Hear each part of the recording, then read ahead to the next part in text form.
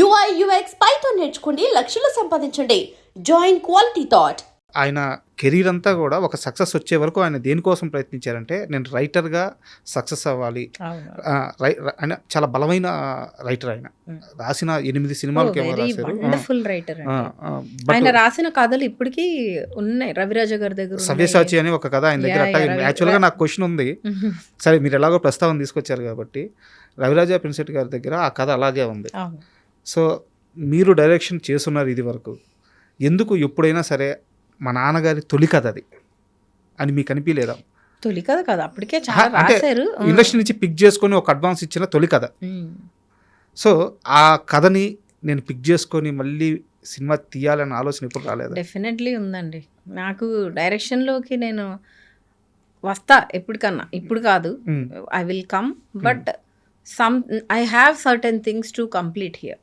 నా పర్సనల్ లైఫ్లో I have to నా పిల్లల సెటిల్మెంట్స్ కానీ, I have to take care of few things. నేను సినిమా అనేది నేను ఒకసారి ఇలా పట్టుకుంటే నాకు అది 24/7. నాకు ఇంకా వేరే థాటే ఉండదు.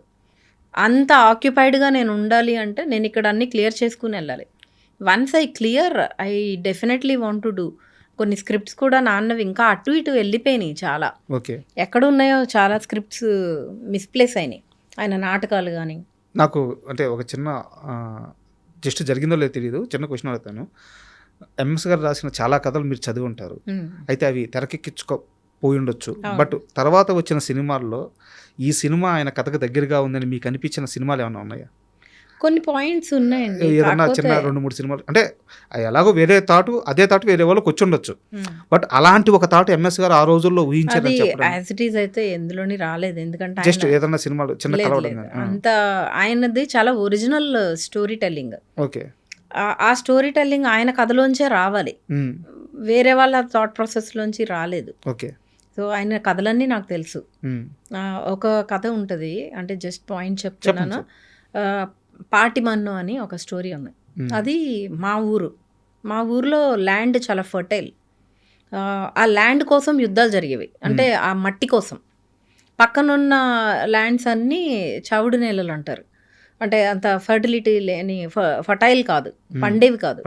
సో ఈ ల్యాండ్ కోసం అప్పట్లో అంటే మేము పుట్టలేదు అప్పటికి, చాలా పెద్ద పెద్ద మర్డర్స్ ఇవన్నీ కూడా జరిగేవట. దాని మీద ఒక బ్యూటిఫుల్ స్టోరీ రాశారు. ఓకే. ఆ స్టోరీ కనుక తీస్తే it will go like crazy. నాకు నెరేట్ చేశారు నాన్న లాస్ట్ డేస్లో. ఆ కథ నేను ఇప్పటికీ మర్చిపోలేను. తీస్తే అంటే అలాంటి కథలు రావు. ఆ కథలు చాలా ఒరిజినల్ స్టోరీస్ కదా. It is coming from his own experience, his own vision. ఆ మర్డర్స్ కానీ చాలా బ్యూటిఫుల్ గా రాశారు. He might be known as a comedian, he's a very good actor, but he's a wonderful writer. Madam, యాక్చువల్గా ఆయన రాసిన కథల్లో 8 వరకు సినిమాలు అయినాయి. వాటిల్లో పేకాట పాపారావు మాత్రం అందరికి బాగా రిజిస్టర్ అయింది. బట్ చాలా మందికి పేకాట పాపారావు కథ అని చెప్పి చాలా మందికి తెలియదు. అవును, పేకాట పాపారావు ప్రయత్నం అని ఒకటి వచ్చింది, లింగబాబు లవ్ స్టోరీ. ముగ్గురు మనగాళ్ళకి కూడా నాన్నగారు వర్క్ చేశారు. అవునా? అప్పుడు చెన్నైలో ఉండేవాళ్ళం మేము కూడా. ఇంకా అలా చాలా కథలు రాసేవారు. కాకపోతే కానీ ఆయన పేరు పడేది కదా అప్పట్లో. పేరు చాలా టఫ్, అంటే మూల కథ అనో, కథా సహకారము, ఇట్లా పడేవి. But still we use to celebrate a lot. మా ఊర్లో బ్యానర్లు కట్టేసి అట్లా చాలా మంది. మీకు ఊహ తెలిసి నాన్నగారి తొలి సక్సెస్ సెలబ్రేట్ చేసుకున్న మూమెంట్ ఏంటి? యాజ్ ఎ రైటర్ అంటున్నారా? యాజ్ ఎ రైటర్ ఫస్ట్ అంటే ప్రయత్నం అనే సినిమా అప్పట్లో థియేటర్లో మొత్తం మా నాన్నగారి ఫ్రెండ్స్ అందరు, చిన్నపిల్లలం మేము, అందరూ వచ్చి, ఇంకా ఇప్పుడు అందరూ ఫ్యామిలీస్ ఫుడ్ తీసుకొచ్చి ఎలాగా కూర్చొని చూస్తారు, అలా మా ఊర్లో చూసారు. Okay, that was a moment for us. అంటే ఇంత ఇది ఉంటుందా సినిమా అంటే, ఇంత పేరుంటుందా.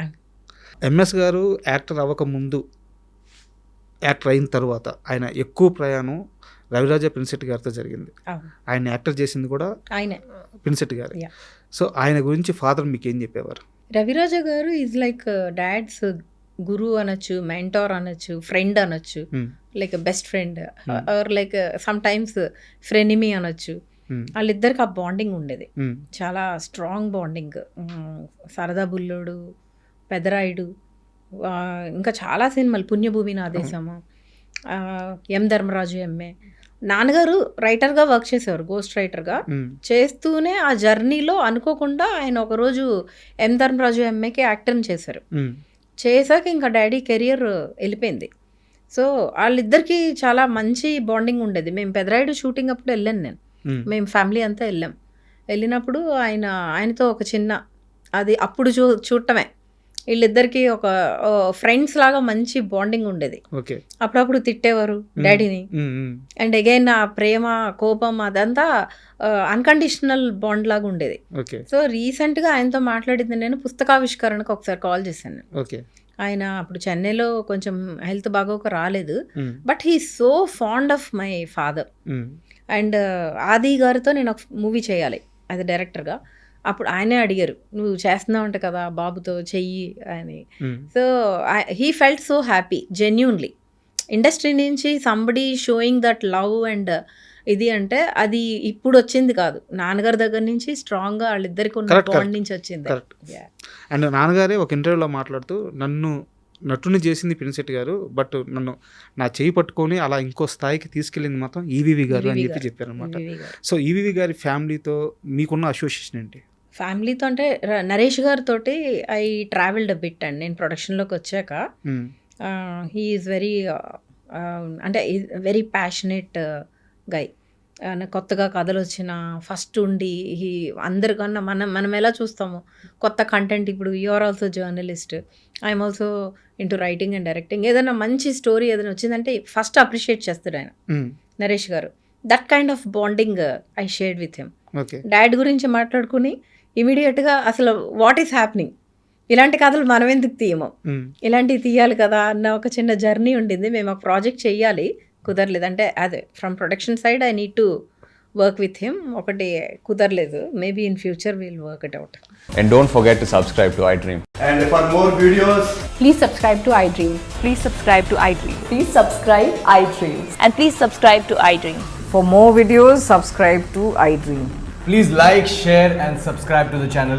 Congratulations, iDream. Subscribe to iDream. Subscribe to iDream. So subscribe to iDream Media. iDream ki iDream team andarki huge congratulations. Please subscribe iDream Media. Please subscribe to iDream. Subscribe iDream. Please subscribe to iDream.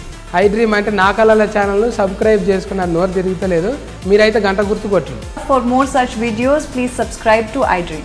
Subscribe to iDream. Please subscribe to iDream. Please subscribe iDream Media. Please do subscribe to iDream. Please subscribe to iDream Media. For best entertainment and information, please subscribe iDream.